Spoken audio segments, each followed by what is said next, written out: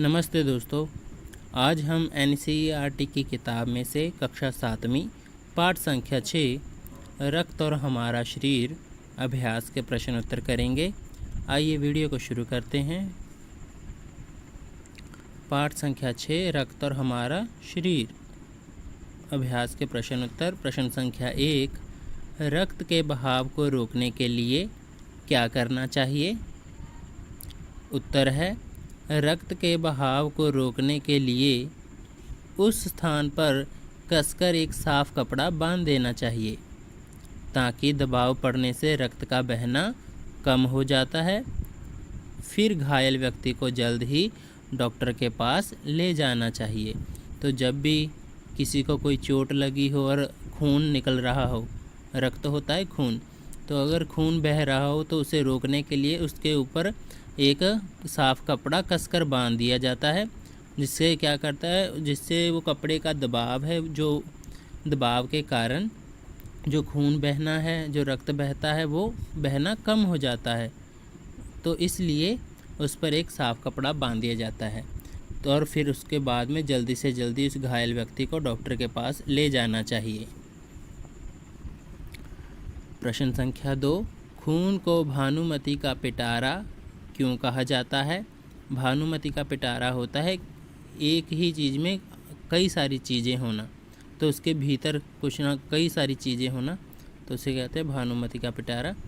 तो देखिए, भानुमति का पिटारा ये एक ऐसी लोकोक्ति है जिसका अर्थ है एक पिटारे में भांति भांति की वस्तुएं, अर्थात एक ही चीज़ है, उसमें काफ़ी सारी चीज़ें हैं।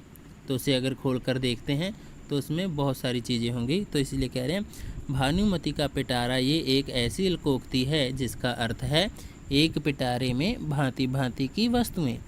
खून को भानुमति का पिटारा कहा गया है क्योंकि यदि सूक्ष्मदर्शी से खून की एक बूंद को जांचा जाए तो उसमें लाखों की संख्या में लाल रक्तकण मौजूद होते हैं जिनकी हम कल्पना भी नहीं कर सकते। इसके अलावा सफ़ेद कण व प्लेटलेट कण भी उसमें पाए जाते हैं।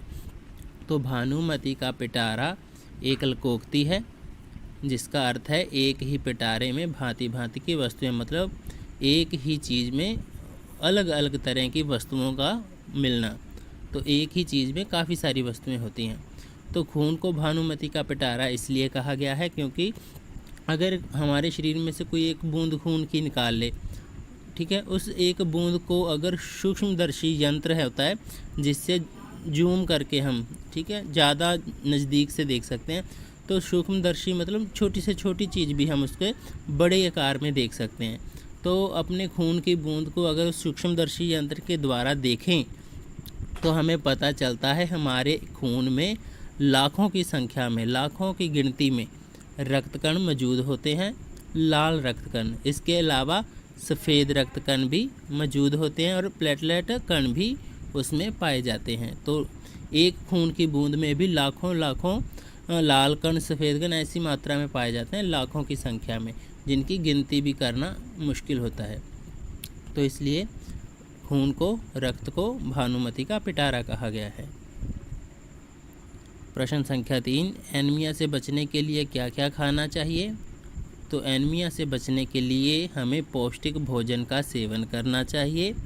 मसलन हरी सब्जी, फल, दूध, अंडा और मांस का प्रयोग करना चाहिए। इनमें प्रोटीन, लौह तत्व और विटामिन काफ़ी मात्रा में मिलते हैं। ये रक्त के निर्माण में सहायक होते हैं जिससे एनीमिया रोग होने का खतरा टल जाता है। तो एनीमिया रोग से बचने के लिए हमें क्या क्या खाना चाहिए? हरी सब्जियां, फल, दूध, अंडा, मांस, ये सब चीज़ें खानी चाहिए। और इससे हमें क्या मिलता है? प्रोटीन, लौह तत्व और विटामिन काफ़ी मात्रा में मिलते हैं, इसलिए हमें इनका सेवन करना चाहिए, इन्हें खाना चाहिए। इनसे क्या होता है? नया खून भी बनता है और नए खून का निर्माण भी होता है और पुराना जो खून होता है वो साफ़ हो जाता है, जिससे क्या होता है, जो एनीमिया का रोग होने का खतरा है वो काफ़ी हद तक कम हो जाता है। प्रश्न संख्या 4, पेट में कीड़े क्यों हो जाते हैं? इससे कैसे बचा जा सकता है? उत्तर है, पेट में कीड़े दूषित जल और खाद्य पदार्थों द्वारा शरीर में प्रवेश करते हैं, अतः इससे बचने के लिए खाद्य पदार्थ ग्रहण करना चाहिए। साफ जल पीना चाहिए और भोजन करने से पहले हाथ अच्छी तरह धोना चाहिए। इसके अलावे नंगे पैर हमें नहीं घूमना चाहिए, क्योंकि कुछ कीड़े ऐसे हैं जिनके अंडों से उत्पन्न लार्वा त्वचा के रास्ते शरीर में प्रवेश कर आंतों में पहुंच जाते हैं। इनसे बचने के लिए ज़रूरी है कि शौचालय का प्रयोग किया जाए और नंगे पांव नहीं घूमें। तो जो कह रहे हैं कि पेट में कीड़े कैसे पैदा हो जाते हैं या कीड़े क्यों हो जाते हैं, इससे कैसे बचा जा सकता है, दो बातें हैं। एक तो बताना है पेट में कीड़े क्यों हो जाते हैं और दूसरा है इनसे कैसे बचा जा सकता है। तो पहला देखिए, पेट में कीड़े क्यों हो जाते हैं। तो वो कहते हैं अगर हम दूषित जल, गंदा जल, साफ जल नहीं, दूषित, प्रदूषण से दूषित हुआ वो जल पीते हैं या प्रदूषित भोजन करते हैं, तो उससे क्या होता है, जो कीड़े होते हैं, जो विषाणु कीटाणु होते हैं, वो हमारे शरीर में चले जाते हैं। इनसे बचने के लिए हमें खाद्य पदार्थ ग्रहण करना चाहिए जो साफ़ सुथरा हो। खाने की वस्तु में हो खाद्य पदार्थ तो वो साफ़ सुथरा स्वच्छ हो, वही खाना चाहिए। और जो जल है वो भी हमें साफ़ पीना चाहिए और भोजन करने से पहले हाथों को अच्छी तरह धोना नहीं भूलना चाहिए, क्योंकि हाथों में कई सारे कीटाणु होते हैं जो हमें खाते समय हमारे शरीर में चले जाते हैं। इसके अलावा वो कह रहे हैं कि हमें नंगे पैर नहीं घूमना चाहिए। क्यों? क्योंकि कुछ कीड़े ऐसे होते हैं जिनके अंडों से उत्पन्न लार्वा, तो उनके अंडों से कुछ ही तरल पदार्थ सा लावा, जो लार्वा बोल सकते हैं, तो वो निकलता है जो हमारे पैरों से चिपक जाता है। और चिपकने के बाद क्या है, जो हमारी शरीर की त्वचा है, चमड़ी है, तो उसके ज़रिए हमारी आंतों तक, अंतड़ियों तक पहुंच जाता है। और जो वो कीड़े होते हैं वो फिर अंडों से, वो लार्वे से भी उत्पन्न होते हैं जो हमारे पेट में पहुंच जाते हैं। इनसे बचने के लिए क्या करना चाहिए, खुले में शौच नहीं करना चाहिए, टॉयलेट। तो एक दूसरा है, ये जो खुले में टॉयलेट करते हैं उन्हें अपनी शौचालय का प्रयोग करना चाहिए, टॉयलेट का प्रयोग करना चाहिए। तो इससे एक बात यह है, और दूसरा है नंगे पैर कभी नहीं घूमना चाहिए। ऐसी जो गंद भरी जगह होती है, गंदगी वाली, वहाँ पे नंगे पांव मत घूमा जाए, तो इससे हमें अपने पेट के कीड़ों पैदा होने से बचा सकते हैं। रक्त के सफ़ेद कणों को वीर सिपाही क्यों कहा गया है? उत्तर है, रक्त के सफ़ेद कणों को वीर सिपाही इसलिए कहा गया है क्योंकि ये हमारे शरीर की रक्षा करते हैं। ये रोग के कीटाणुओं को शरीर में घुसने नहीं देते, उनसे डटकर मुकाबला करते हैं। तो प्रश्न है, रक्त के सफ़ेद कणों को वीर सिपाही क्यों कहा गया है? सिपाही आपको पता ही है, फ़ौज में हो या पुलिस में हो, तो जो सिपाही हैं वो हमारे देश की अंदर से और बाहरी आक्रमणों से रक्षा करते हैं। तो इसीलिए वीर सिपाही का जो शब्द है वो रक्त के सफ़ेद कणों को बोला गया है।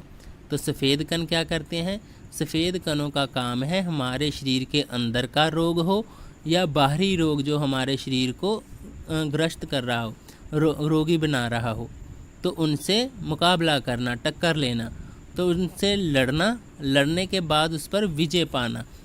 सफ़ेद कणों की सहायता से ही हम हमारे शरीर को जो बीमारी होती है उसके साथ लड़ सकते हैं और उस पर विजय पा सकते हैं, अर्थात उससे ठीक हो सकते हैं।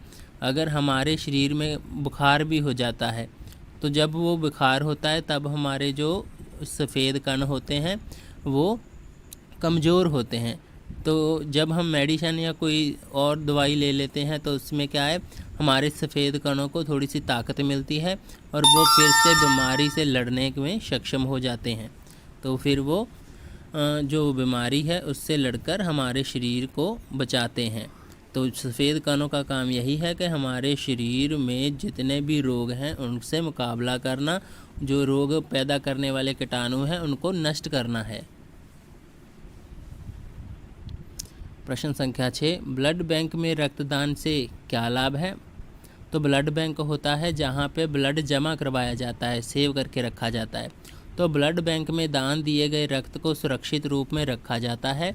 किसी भी व्यक्ति को रक्त की आवश्यकता पड़े तो उसके लिए किसी भी रक्त समूह को रक्त वहाँ से लिया जा सकता है। इस प्रकार आपातकालीन स्थिति में ज़रूरतमंद व्यक्तियों की जान बचाने में ब्लड बैंक में किया हुआ रक्तदान काम आता है। तो जैसे हम यहाँ पे कोई भी बैंक हो हमारे, तो पैसा जमा करवाते हैं तो वो मनी बैंक होता है। तो जहाँ पे खून जमा होता है तो उसे रक्त बैंक बोला जाता है, ब्लड बैंक बोला जाता है। ठीक है, तो यहाँ पे ब्लड बैंक में दान देने से क्या लाभ होता है? तो एक तो लाभ होता है कि वहाँ पे जो हमारा खून है, किसी ने भी दान किया है, उसे सुरक्षित रूप से रखा जाता है। दूसरा क्या है, ज़रूरत पड़ने पर वहाँ से हम खून ले भी सकते हैं। अगर हमें ज़रूरत पड़े या किसी और मरीज़ को, पेशेंट को ज़रूरत पड़ती है, तो वो उससे वो जो अपने रक्त समूह के हिसाब से जो है होता है ना, रक्त समूह होते हैं, तो ए पॉजिटिव, बी पॉजिटिव, ए नेगेटिव, बी नेगेटिव, तो ऐसे जितने 8 ग्रुप हैं ए ओ पॉजिटिव, तो वो अपने ग्रुप के समूह के हिसाब से रक्त वहाँ से ले जा सकते हैं। तो इसी प्रकार जब आपातकालीन स्थिति होती है, तो इमरजेंसी होती है, तो उस स्थिति में ज़रूरतमंद व्यक्तियों की जान बचाने के लिए ब्लड बैंक से ही जो रक्त होता है वो बहुत ही काम आता है, इसीलिए वो लिया जाता है। तो ब्लड बैंक में रक्तदान करना बहुत ही ज़रूरी होता है। प्रश्न संख्या 7, सांस लेने पर शुद्ध वायु से जो ऑक्सीजन प्राप्त होती है उसे शरीर में के हर हिस्से में कौन पहुंचाता है? सफ़ेद कण, सांस नली, लाल कण, फेफड़े। तो जब हम सांस लेते हैं, ठीक है, सांस लेने पर जो शुद्ध वायु आती है हमारे अंदर, उसमें से जो ऑक्सीजन प्राप्त होती है, उस ऑक्सीजन को हमारे शरीर के हिस्से के अलग अलग हिस्से तक कौन पहुंचाने का काम करता है? तो इनमें से एक उत्तर बताना है। वो सफ़ेद कण होते हैं, सांस नली होती है, लाल कण होते हैं, जहाँ फेफड़े होते हैं। तो उत्तर है सांस लेने पर शुद्ध वायु से ऑक्सीजन प्राप्त होती है, उसे शरीर के हर हिस्से में लाल रक्त कण पहुंचाता है।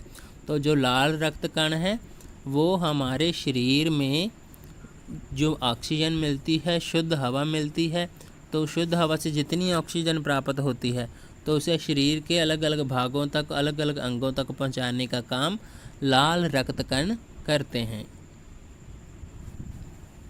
प्रश्न संख्या 1, रक्त में हीमोग्लोबिन के लिए किस खनिज की आवश्यकता पड़ती है? जस्ता, लोहा, शीशी, प्लेटिनम। तो रक्त में एक हीमोग्लोबिन होता है, तो उसके लिए किस खनिज की आवश्यकता पड़ती है? तो इनमें से किसी एक का नाम है जो सही है। जस्ता की पड़ती है, लोहा की, शीशी की या प्लेटिनम की? तो उत्तर है लोहा। तो रक्त में हीमोग्लोबिन के लिए लोहा खनिज की ज़रूरत पड़ती है। विषाणु, जिसे प्लेटलेट कण भी कहते हैं, विषाणु की कमी किस बीमारी में पाई जाती है? Typhoid, dengue, malaria, filaria. तो इन जो बीमारियों के नाम दिए गए हैं, इनमें से किस बीमारी में विषाणुओं की कमी पाई जाती है? तो वो कौन सी बीमारी है जिसमें विषाणु की कमी पाई जाती है? तो उत्तर है डेंगू। तो भाषा की बात करें तो प्रश्न संख्या 1, 4 महीने के होते होते ये नष्ट हो जाते हैं। इस वाक्य को ध्यान से पढ़िए। इस वाक्य में होते होते के प्रयोग से ये बताया गया है कि 4 महीने से पूर्व ही, पहले ही ये नष्ट हो जाते हैं। इस तरह के 5 वाक्य बनाइए जिनमें इन शब्दों का प्रयोग हो। बनते बनते, पहुँचते पहुँचते, लेते लेते, करते करते। तो इन वाक्यों का प्रयोग, शब्दों का प्रयोग करते हुए वाक्य बनाने हैं। तो उत्तर है बनते बनते। मेरा काम बनते बनते बिगड़ गया। अर्थात यहाँ पे कह रहे हैं कि जो मेरा काम है बनने ही वाला था, लेकिन बनने से पहले ही बिगड़ गया, काम नहीं बना। पहुँचते पहुँचते, स्टेशन पहुँचते पहुँचते ट्रेन खुल गई। अर्थात जो जब स्टेशन पहुँचने ही वाला था तब तक ट्रेन जा चुकी थी। लेते लेते, मैं कार लेते लेते रह गया। अब वैसे तो कार लेने ही वाला था, लेकिन कुछ कमी या कुछ कारण होने के कारण वो कार नहीं ले पाया। करते करते, वह होमवर्क करते करते थक गया। तो वो उसने इतना होमवर्क कर लिया कि वो अब थक चुका है। प्रश्न संख्या ख, इन वाक्यों को पढ़िए। सड़क के किनारे किनारे पेड़ लगे हैं, आज दूर दूर तक वर्षा होगी। इन वाक्यों में होते होते की तरह किनारे किनारे और दूर दूर शब्द दोहराए गए हैं, पर हर वाक्य में अर्थ भिन्न है। किनारे किनारे का अर्थ है किनारे से लगा हुआ, और दूर दूर का बहुत दूर तक अर्थ है। तो आप भी निम्नलिखित शब्दों का प्रयोग करते हुए वाक्य बनाइए और उनके अर्थ लिखिए। ठीक ठीक, घड़ी घड़ी, कहीं कहीं, घर घर, क्या क्या। ये जो शब्द दिए गए हैं, ठीक ठीक, घड़ी घड़ी, कहीं कहीं, घर घर, क्या क्या, इन शब्दों के एक तो अर्थ बताने हैं, दूसरा वाक्य बनाने हैं, मुहावरे कह सकते हो आप। तो आइए बनाते हैं। उत्तर है ठीक ठीक। ठीक ठीक का मतलब होता है एकदम सही, बिल्कुल सही या एकदम सही। ठीक है, तो इसका वाक्य बनाते हैं। वह ठीक ठीक काम कर लेता है, तो वो एकदम सही काम कर लेता है, अर्थात इसका मतलब यह है। लेकिन जो शब्द दिया जाता है वाक्य में उसी का प्रयोग किया जाता है, अर्थ का नहीं। तो ठीक ठीक, वह ठीक ठीक काम कर लेता है। इसी प्रकार घड़ी घड़ी, हर पल, तो वह घड़ी घड़ी रुपए मांगता रहता है, अर्थात जब भी वह मिलता है हर पल पैसे ही मांगता रहता है। तो घड़ी घड़ी रुपए मांगता रहता है। कहीं कहीं, कुछ जगहों पर, तो रास्ते में कहीं कहीं पेड़ नज़र आ रहे थे, या आप ऐसे भी बोल सकते हो रास्ते में कहीं कहीं गड्ढे नज़र आ रहे थे। ठीक है, तो कहीं कहीं का मतलब है कुछ कुछ जगह पर है और कुछ पर नहीं है। घर घर मतलब हर घर में, तो घर घर में राम की सफलता की चर्चा हो रही है। तो यहाँ पे घर घर का मतलब है हर घर में राम की सफलता की चर्चा हो रही है। क्या क्या मतलब कौन सी। आज तुमने बाज़ार से क्या क्या लिया, मतलब कौन कौन सी वस्तुएं ली, या क्या कौन कौन से फल या कौन कौन सी सब्जियां ली, तो कौन सी। तो क्या क्या लिया, तो सारा सामान इसमें आ जाता है। तो ये थे हमारे मुहावरे। प्रश्न संख्या 2, इस पाठ में दिए गए मुहावरों और कहावतों को पढ़िए और वाक्यों में प्रयोग कीजिए। भानुमति का पिटारा, दस्तखत देना, धावा बोलना, घर करना, पीठ ठोकना। तो ये कुछ शब्द दिए गए हैं जिनके हमने अर्थ बताकर वाक्य बताने हैं। तो आइए करते हैं। उत्तर में देखिए, भानुमति का पिटारा का अर्थ होता है भांति भांति की वस्तुएं, मतलब अलग अलग वस्तुएं, तो कई प्रकार की वस्तुएं कह सकते हो। तो जादूगर की झोली तो मानो भानुमति का पिटारा हो। तो आपने अगर जादूगर का कोई खेल देखा हो तो आपको पता है कि वो टोकरी में से कभी कुछ निकाल देता है, चाहे सूट निकाल देता है, कभी कबूतर निकाल देता है, कभी खरगोश, तो काफ़ी ऐसी वस्तुएं निकालता है। तो मानो जैसे जादूगर की झोली भानुमति का पिटारा है। तो दस्तक देना मतलब खटखटाना, कोई दरवाजे को खटखटा रहा है, ठीक है, तो कोई आया है आपके द्वार पे, तो इससे बोलता है दस्तखत देना। तो रात को जब किसी ने दरवाजे पर दस्तक दी तो मैं घबरा गई। तो किसी ने रात के समय जब दरवाज़ा खड़काया तो घबराहट होना स्वाभाविक है। धावा बोलना, धावा बोलना होता है आक्रमण करना, हमला करना। तो यदि पाकिस्तान ने जरा भी सर उठाया तो भारत उस पर धावा बोलने से चूकेगा नहीं। तो धावा बोलना मतलब आक्रमण करना, हमला करना। घर करना मतलब अपना स्थान बनाना। तो रोगाणु धीरे धीरे मनुष्य के शरीर में घर करने लगते हैं, अर्थात अपनी जगह बनाने लगते हैं। जो रोगाणु या कीटाणु होते हैं वो शरीर में जाने के लिए कई प्रयास करते हैं, कई तरीक़ों से चले भी जाते हैं। तो घर करना का मतलब है अपना स्थान बनाना। तो रोगाणु धीरे धीरे मनुष्य के शरीर में घर करने लगते हैं। पीठ ठोकना, शाबाशी देना, ठीक है। तो कक्षा में प्रथम आने पर पिताजी ने मेरी पीठ ठोकी, अर्थात शाबाशी दी। तो ये थे हमारे मुहावरे।